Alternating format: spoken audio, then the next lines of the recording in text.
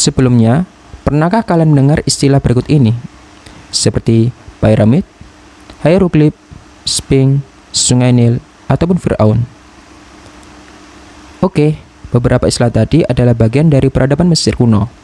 Lalu, bagaimana perkembangan kebudayaannya? Yuk kita belajar bersama.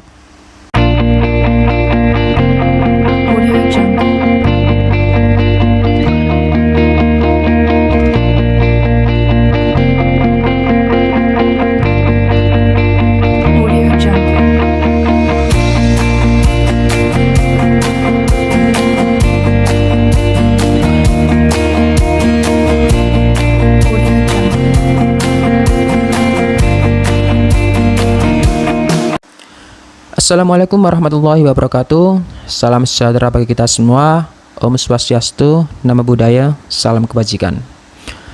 Halo Sobat Historizen, bersama saya Pak Indra. Hari ini kita akan mempelajari materi sejarah peminatan kelas 10 terkait dengan peradaban awal Afrika, atau lebih tepatnya peradaban Mesir kuno.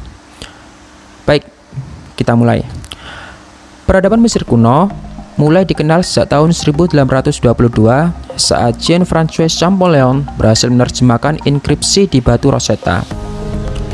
Jean-François Champollion merupakan seorang filolog dan ahli linguistik Prancis yang dikenal sebagai sarjana modern pertama yang bisa membaca huruf hieroglif Mesir. Tulisan kuno yang ditelitinya merupakan huruf campuran antara hieroglif dan Yunani kuno. Sebenarnya hieroglif Mesir telah diketahui oleh beberapa sarjana selama berabad-abad. Akan tetapi, hanya ada sedikit yang memiliki kemajuan dalam penelitiannya. Beberapa sarjana yang menelitinya, salah satunya yakni Thomas Young dari Inggris. Penelitian Thomas Young menjadi sangat penting karena dia memecahkan sebagian hieroglif Mesir kuno. Ketika Jean-François Champollion menerbitkan terjemahan hieroglif, Thomas Young memuji karyanya. Akan tetapi, Thomas Young juga menyatakan bahwa karya Champollion didasarkan pada sistem yang dibuat oleh Young. Oleh karena itu, Young meminta kontribusinya turut diakui. Namun, Champollion menolaknya karena tensi politik yang terjadi pada waktu itu cukup tinggi. Prancis membela Champollion, sedangkan Inggris membela Young. Maka bisa dikatakan bahwa rivalitas antara Champollion dan Young mewakili rivalitas antara Prancis dengan Inggris di bidang ilmu pengetahuan. Baik Sobat Historizen, kita awali dengan kondisi geografis Mesir. Kebudayaan Mesir kuno ini tumbuh di daerah lembah Sungai Nil yang subur.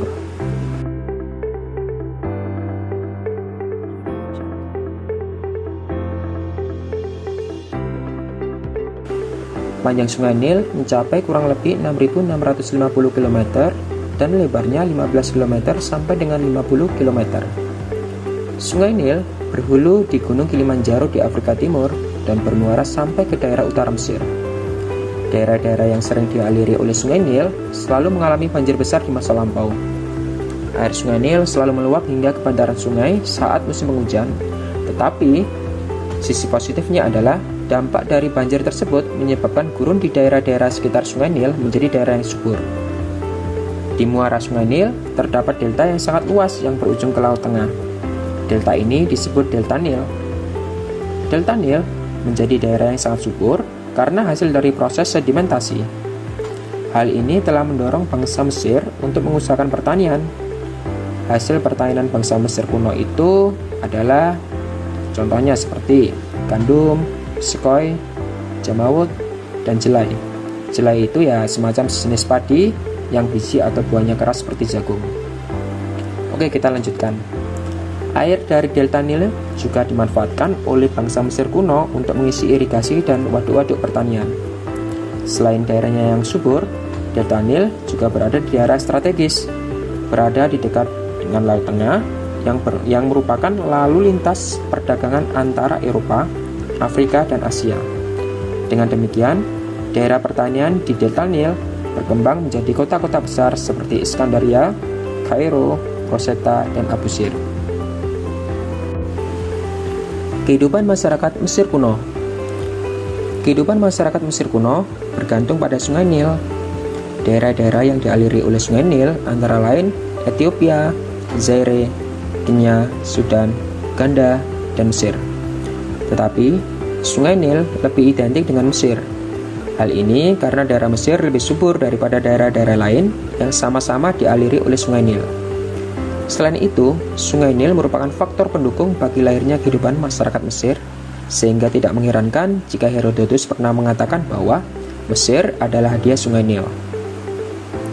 Masyarakat di sana hidup berkelompok di sekitar sungai dengan membentuk organisasi masyarakat seperti desa-desa. Tiap desa dikepalai oleh kepala desa.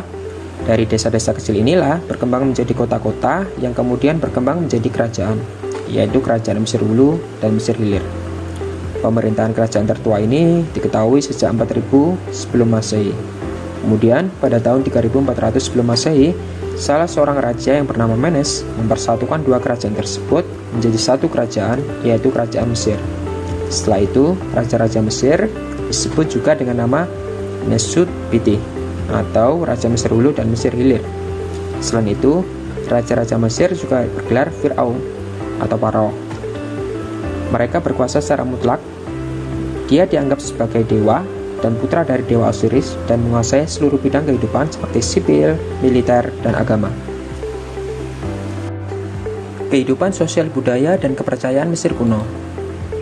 Secara umum, struktur sosial masyarakat Mesir kuno terbagi menjadi tiga, antara lain golongan kerajaan dan pendeta, golongan pemilik tanah dan pedagang yang kaya raya, serta masyarakat biasa yang terbagi atas petani, buruh, kuli, maupun budak.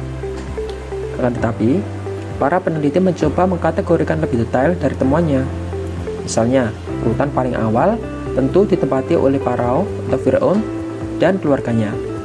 Yang kedua, disusul oleh kaum pemerintahan, bangsawan, dan para rahib. Ketiga, ada tentara, kemudian juru tulis, pedagang, pengrajin, petani, serta budak. Bangsa Mesir kuno menyembah pada dewa-dewa, yaitu Dewa Ra atau Dewa Matahari, Dewa Amon atau Dewa Bulan, yang kemudian menjadi Dewa Amon-Ra. Sebagai lambang pemujaan terhadap Ra, maka dibangun obelis atau tiang batu yang ujungnya runcing. Obelis juga dipakai sebagai tempat mencatat suatu kejadian. Selain itu, bangsa Mesir kuno juga percaya kepada Dewa Osiris atau dewa tertinggi, Dewa Set, dewa penguasa dunia gelap, Dewa Isis, permaisuri Dewa Osiris, dan Dewa Anubis atau dewa kematian. Bangsa Mesir kuno percaya bahwa roh dari orang yang meninggal akan tetap abadi selama jasad orang meninggal tidak hancur. Oleh karena itu, mayat raja-raja Mesir kuno yang telah meninggal diawetkan dengan cara dibalsem atau istilahnya disebut dengan mumifikasi. Mayat dibalsem dengan ramuan-ramuan yang dibalut kain putih dan disimpan dalam peti mayat yang besar. Peti mayat tersebut kemudian diletakkan dalam piramida agar mayat tetap aman dari pencurian mayat. Perkembangan iptek Mesir kuno. Di masa lampau, bangsa Mesir kuno telah mengenal teknologi yang begitu tinggi. Hal ini terbukti dengan adanya berbagai bangunan raksasa serta arsitekturnya yang begitu megah. Coba perhatikan dengan seksama. Berikut ini merupakan hasil dari perkembangan iptek bangsa Mesir kuno.